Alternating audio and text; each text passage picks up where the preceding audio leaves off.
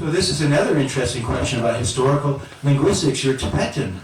You speak Tibetan like roughly like often how it's written. They don't do that in Lhasa. They don't do that in Zhang. They don't even do that much in Ngari. It's only in some of the outside dialects. Like I said, some areas, and there's many dialects of Kham, almost mutually unintelligible. But there's certain languages, I suspect in Kham, like Nyakron dialect, that it's quite close to Ladakhi. The question is how and why, right? I mean, so it seems as though, roughly speaking, generally speaking, you had these old Tibetan, like Mard, old Tibetan words. Your language developed when there was old Tibetan, probably in the 7th and 8th century. Your language is already developing. But then the language changed. In Lhasa, in places like in the central parts of Tibet, the language developed into classical Tibetan. But your language, remember, quite ancient. So really, also from a Tibetan perspective, you have a big your language has a big contribution to make. These dialects, and these dialects are, especially, these dialects in the Chinese-controlled parts of Tibet, they're dying out quickly. They're not being taught in school. Even Tibetan, standard Tibetan is often not being taught in school anymore. So we'll lose this great wealth, right? The language is how you think. What you think is what you manifest. Everything comes from the mind. The greatest manifestation of the mind is in a material sense is language, right? This is the key to everything, language. Okay, let's move to archaeology now. So archaeology, there's a lot that can be done, and I hope it gets done, because what's happening, I see, over the last 30, 40 years, you're losing so much very, very quickly now. I just got a report. There was a very important rock art site, for example, called Tarutang here in Sham. And I just got a report that a lot of it has been destroyed just very recently by road construction people. These are a huge loss. But first, before we talk about that, let's talk about what you can do in archaeology. So I've given some suggestions here. So the main areas are, you can look at monuments, right? Kar, Purang, Turkung, Purkang, Doring, Dorang. I don't know how you say it. You say Doring, you say Dorang. For a stampa. Doring. Thank you. So these can all be cataloged. What would be very useful is if you have students or yourself, go and carefully document monuments, GPS coordinates if possible, description of the site, folklore, any traditions around the site, because they're being destroyed at a very, very rapid rate. There's also wooden objects, ceramics, the study of pottery, zama, ceramics, very important, very important. So things and what they say, it's not just the thing, but what does the thing say? What was it used for? Its social purpose, its economic purpose, its political function. Things tell stories. And ancient things found in Ladakh tell stories. And it's an important aspect of archaeology. Because it's not just the object, it's the process. It's what it says about your culture. And of course, petroglyphs, pictographs, also what we call bas reliefs, these many Jawa Chamba and Tuchichambo Ku. Some of these have been destroyed some of these were destroyed by road crews in Pudik. But they're still finding some. And these are very valuable for study. Of course, this is a little later period, maybe after 7th, 8th century. But it doesn't matter. It doesn't have to be pre-Buddhist or Buddhist. It's all your history. It's your magnificent history. And then, of course, a little bit more technical, it'd be good if some people, it's good to study engineering, it's good to be a doctor, and it's good to be an army man. But you know what? There's more to life. It'd be useful if you could train some young Ladakhis in modern archaeology and anthropology and have them come back with a guaranteed job. They come back here, you have funding set up by the government or by private individuals, and put young Ladakhis to work in maintaining and understanding your culture. Culture always changes. It's not static. But the past is the past, and we should record as much of the past as possible because it will be your good friend in the future.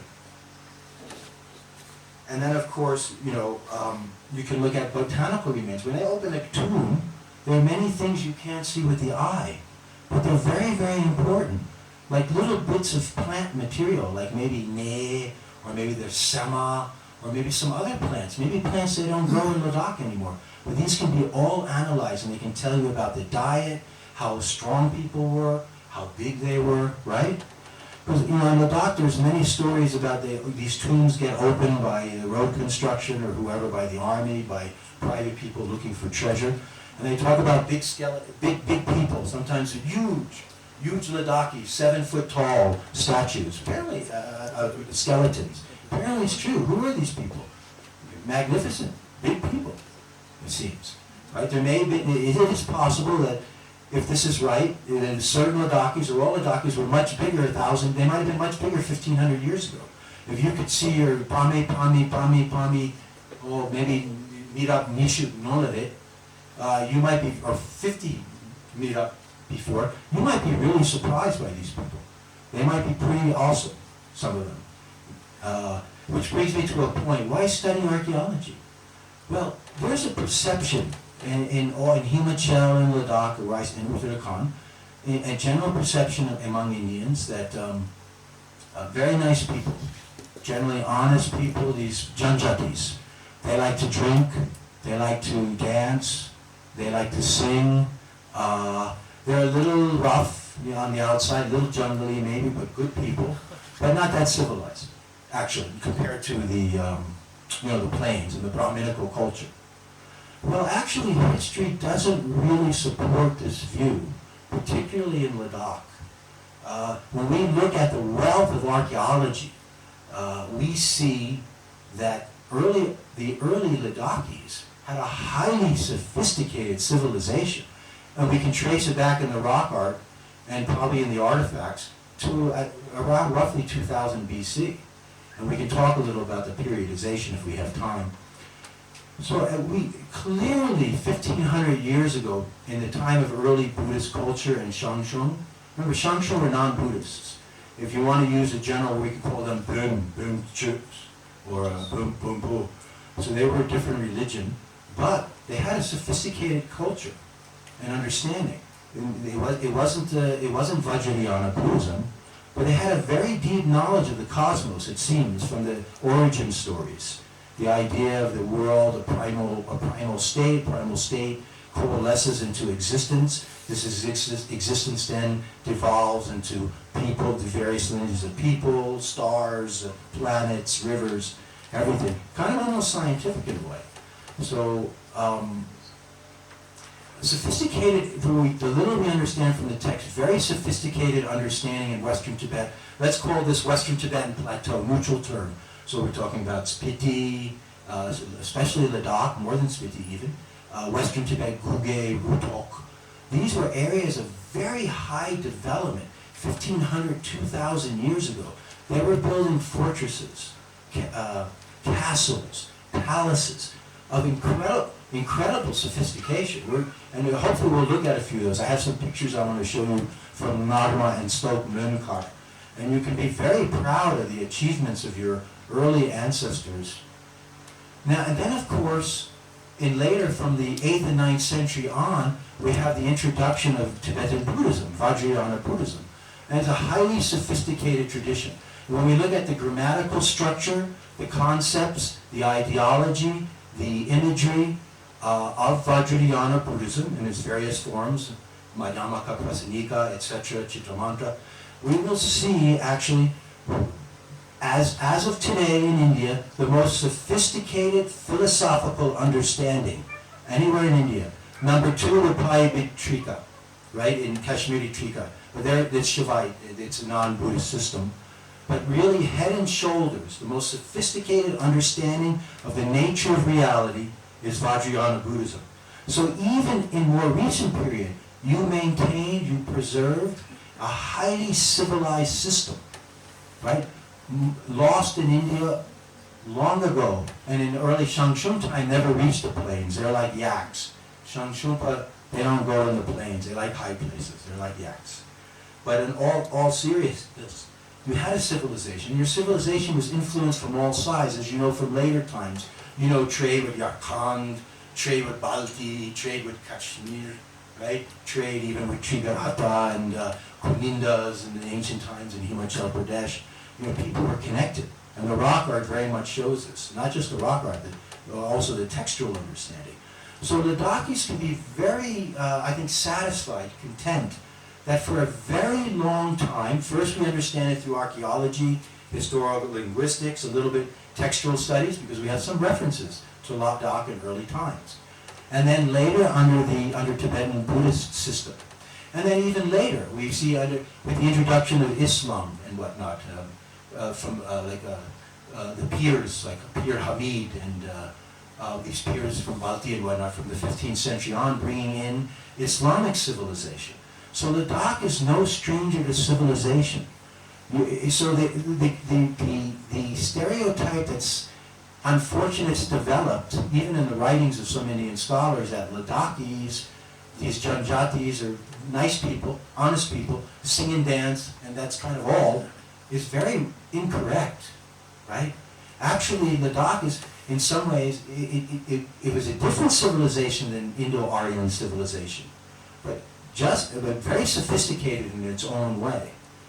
Now, the Indians, if you want to argue against that, you would say, well, we had language. We have Koroshti Brahmi inscriptions, 2nd, 3rd century. It's clear from Pali canon, the Pali Kanjur, that we already had we were writing Sanskrit 3rd, 4th century. You didn't have that.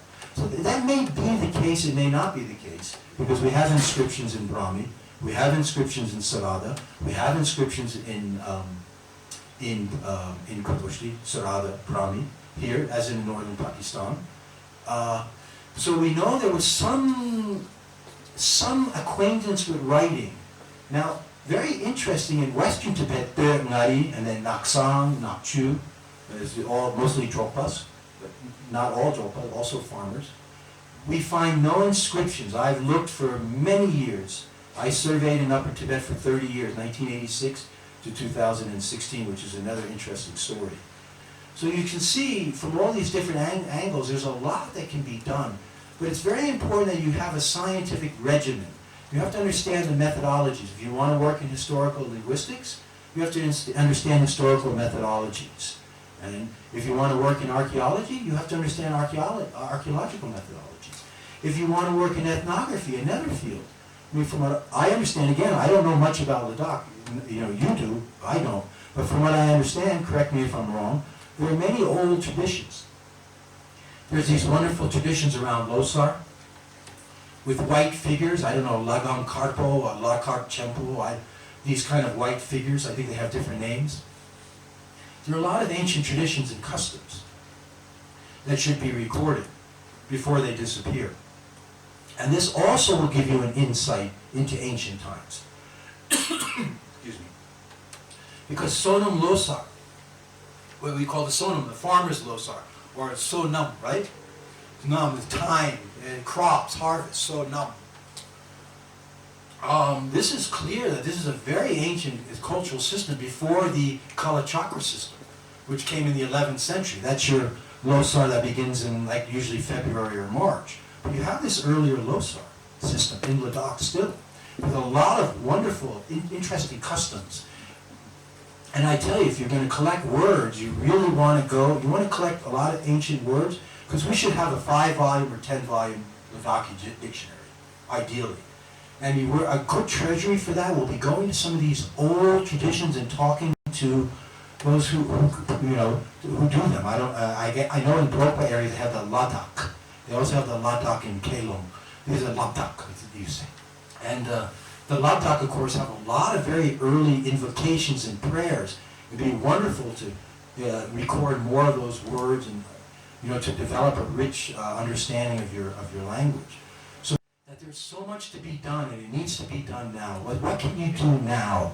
The one thing that can be done now is to try to protect, try to preserve, through talking, understanding, teaching, whatever, through the government, through whatever, through your own resources. At least if we have the resources, it would be a pity. It's a pity that you have rock art that's 3,000 years old. It's been in Ladakh for 2,000, 3,000 years old. If I had more time, I'd go through all the rock art. I'll show you the rock art from Mongolia, from Turkestan, from Kazakhstan, from Tibet, from Spiti. You can see the connections, the differences. But it's clearly there was trade, there was intellectual exchange for thousands of years. There's nothing new. The Yarkandis and Grandpa going to Yarkand and Kashgar, and Khotan, this is nothing new. This has been going on exchange has been going on one form or another for a very long time.